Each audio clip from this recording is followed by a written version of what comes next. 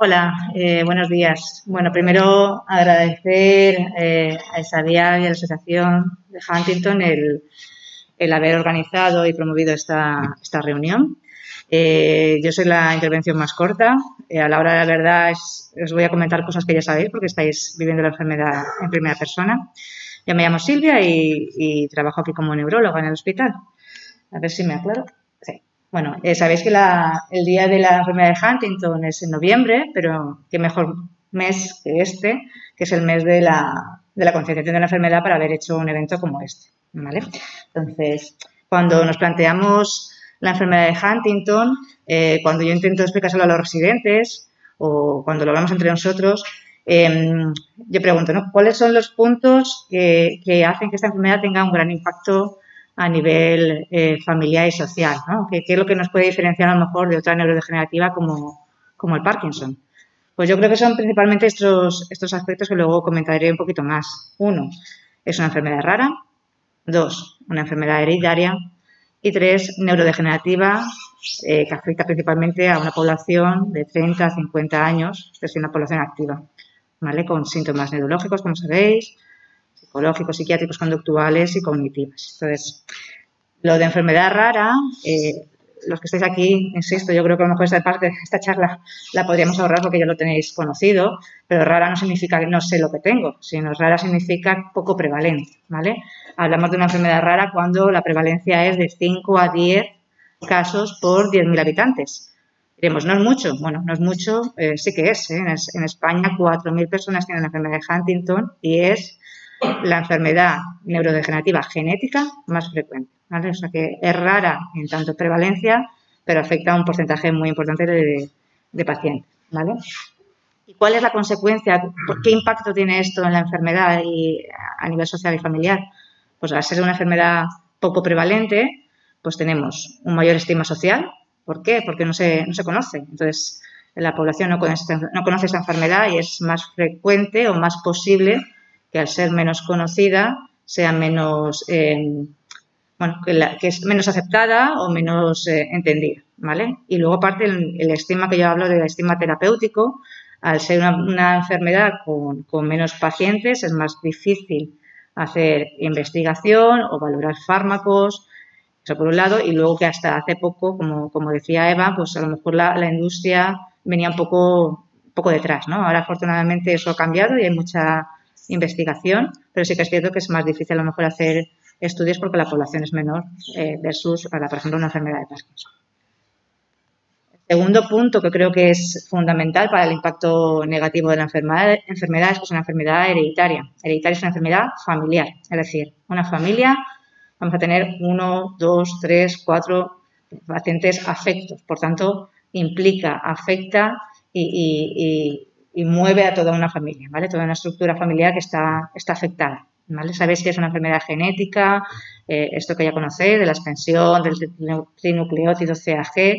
¿Esto qué es? Pues sabéis que el DNA, donde las bibliotecas que tenemos dentro con toda la información que nos hace ser lo que somos y lo que nos hará ser lo que seamos en un futuro, el DNA está escrito con letras. Esas letras, los nucleótidos, pues en la enfermedad de Huntington se repiten, ¿vale? En un cromosoma concreto. Y eso lo que hace es que una proteína normal y buena que todo el mundo tenemos, que es la huntingtina, que es fundamental en el desarrollo incluso neurológico, pues al tener esa información extra, en vez de ser una proteína amiga, es una proteína que puede provocar neurodegeneración y muerte neuronal, ¿vale? Entonces, esa mutación hace que esa proteína sea una proteína tóxica.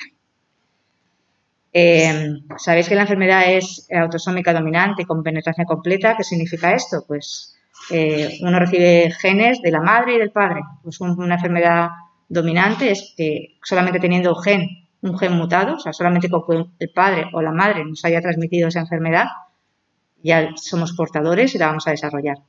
¿Y qué significa penetrancia completa? Pues significa que hay pacientes, hay enfermedades que aunque teniendo el gen puede o no desarrollar la enfermedad y en este caso sí que la vamos a desarrollar, lo que no sabemos es cuándo, pero la enfermedad somos portadores y la desarrollaremos en un futuro que pueden ser 30, 40, 50, 80 años, ¿vale? Pero sí que vamos a desarrollar la enfermedad.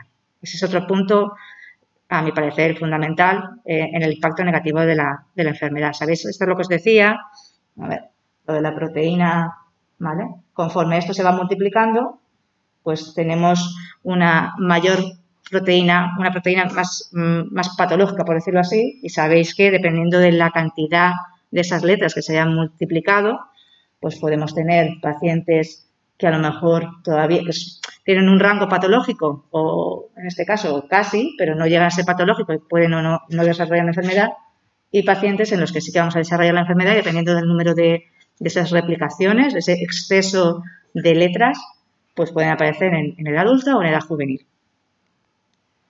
El otro punto de impacto negativo de la enfermedad es que es una enfermedad neurodegenerativa. ¿Qué significa? Pues que vamos acumulando, ¿vale? Entonces, sabéis que lo que he dicho, los síntomas pueden aparecer de 30 a 50 años, que es lo más normal. Luego hay gente que tiene desafortunadamente un inicio mucho más precoz y luego hay gente que a lo mejor lo desarrolla a los 80, ¿vale? ¿De qué depende de esa edad de inicio? Pues depende fundamentalmente del número extra de esas letras, ¿vale? Y luego otra serie de factores, otros genes y otros polimorfismos de receptores que también están en estudio. La clínica de la enfermedad de Huntington, sabéis que tenemos como 3 aspectos. La clínica neurológica, que seríamos la más conocida, que es esa corea, que no deja de ser ese baile, que son esos movimientos involuntarios, que muchas veces el paciente no es consciente, ¿no? Es como, pues lo llamamos un baile. Luego hay gente que tiene síntomas como Parkinson, que en vez de exceso de movimiento tenemos una lentitud, ¿vale? Una dificultad para hacer las actividades de la vida diaria por falta de movilidad, ¿vale? Y el trastorno de la marcha tan característico, ¿vale? A nivel psiquiátrico sabéis que tenemos un problema también muy importante, es la apatía, a veces es la falta de motivación, la falta de hacer cosas, ¿no? Hay muchos pacientes y familiares cuando vienen a la consulta que se les dice, pues es muy importante que hagas ejercicio, rehabilitación y el paciente como que no ve la importancia, ¿no? La apatía es realmente yo creo que un punto muy importante en la clínica de los pacientes con enfermedad de Huntington, ¿vale? También podemos tener depresión, irritabilidad y a nivel cognitivo, pues sabéis, pues pérdida del insight, que es pérdida uno no es consciente de la enfermedad, que eso a veces puede ser muy bueno, otras veces no tan bueno porque a lo mejor hace que esté menos implicado en terapia cognitiva o rehabilitación, ¿vale? Tiene más riesgo, más probabilidad de distractibilidad, de disminución de la fluencia verbal o de la memoria. Entonces, la parte de la que la enfermedad sea neurodegenerativa, el impacto en qué viene, pues que es una clínica insidiosa, es decir, que va lentamente progresiva, que perdemos conciencia de la enfermedad, el paciente, pero a veces también el familiar. Hay pacientes que vienen con una clara corea, que no tiene antecedentes familiares o conocidos, y a lo mejor el familiar no se ha dado cuenta que tiene una corea, porque lo conoce siempre una persona un poquito más movida, ¿no? Hasta que eso ya empieza a avanzar y ya es muy evidente. Pero hay pacientes que tienen corea evidente y que el de al lado no se ha dado cuenta porque, bueno, siempre lo ha conocido así, ¿vale? Entonces, ¿qué implica eso? Pues que haya un retraso en solicitar valoración y en el diagnóstico. Sabéis que esa huntingtina que tenemos, ¿no? Esa función, podemos hablar de enfermedad presintomática, que sería pacientes que no tienen síntoma, prodrómico, que es cuando empezamos a tener algo de síntomas, y asintomático, que es cuando ya llegamos al diagnóstico, y lo normal es que, bueno, pues progresivamente tengamos una progresión clínica, e insisto, por eso al ser muy lento, muchas veces los pacientes o acompañantes familiares no han sido conscientes hasta que la clínica es evidente, ¿vale? El diagnóstico de la enfermedad sabéis que es clínico más genético. El más es importante, ¿vale? Hay pacientes con una corea clínica que no son Huntington, o sea, que pueden tener otras enfermedades, y luego el tener la enfermedad genética no significa que tengamos la enfermedad clínica. Es lo que le he dicho, hay pacientes que son portadores de la enfermedad en rango patológico, pero que a lo mejor no han desarrollado todavía la enfermedad y lo que estamos viendo no es en relación a la enfermedad de Huntington y la va a desarrollar a los 80. ¿Vale? Entonces, por eso el diagnóstico es las dos, clínico y genético. El tratamiento de la enfermedad de Parkinson sabéis fundamentalmente que es un tratamiento multidisciplinar. Primero pasamos, el primer escalón sería la información y el consejo genético para intentar evitar el desarrollo de la enfermedad en poblaciones venideras. El tratamiento a día de hoy y lo sabéis, es un tratamiento, el tratamiento farmacológico es un tratamiento sintomático, ¿vale? Ayuda en calidad de vida, pero es sintomático, no reduce la progresión de la enfermedad a día de hoy.